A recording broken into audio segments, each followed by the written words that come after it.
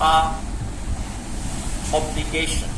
And then we look at how desiccants can support the business once goods leave the factories, how you protect your goods inside the cartons and protect them inside the shipping containers. So we will maximize the time we have today by starting off by looking at the storage control, mapping each section in the factory.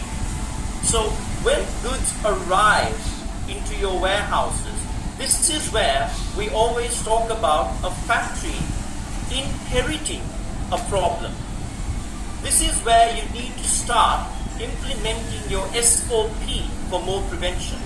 We need to ensure that all goods that are received at our factory, while you have other procedures of checking, let's say, raw material fabric for weight, for color, and you have various other points of checking, 10% checking, for various other aesthetics of the raw materials, even count and quality, we emphasize the importance of checking on moisture content, on checking on visible signs of mold, mildew, and in fact taking stock of these and making call-outs immediately to all stakeholders responsible for the delivery of material.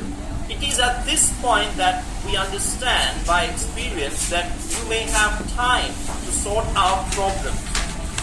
Trying to sort out problems in finished goods is rarely successful. It will either result in loss or damage or rejection or delays.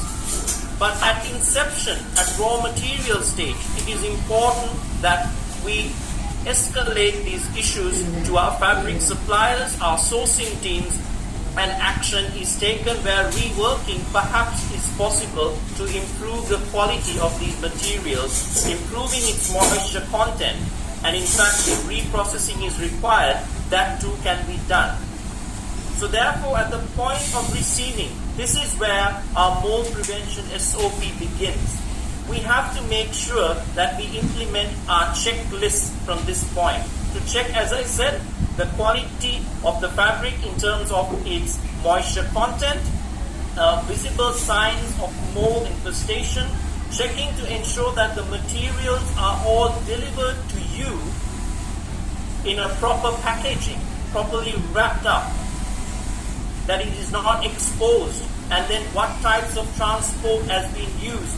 Are the trucks, are the containers in acceptable level? Has there been any type of checking being done on the containers that have been traded from fast-moving production materials to prevent cross-contamination? Cross-contamination is one of the leading causes for mold because all the goods stored in a warehouse for a longer period of time accumulates a lot of moisture, accumulates a lot of dust, debris. As a result, as a microclimate environment. When the temperature rises, water vapor will evaporate from layers, packing material, and container burning fluid. While the temperature falls, water holding capacity of the air in the container decreases, resulting in condensation.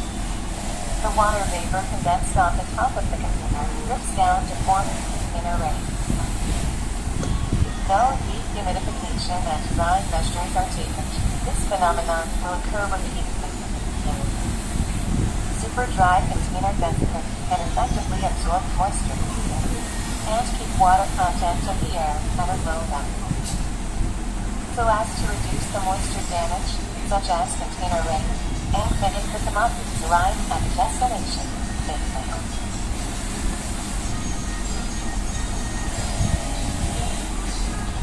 I hope the video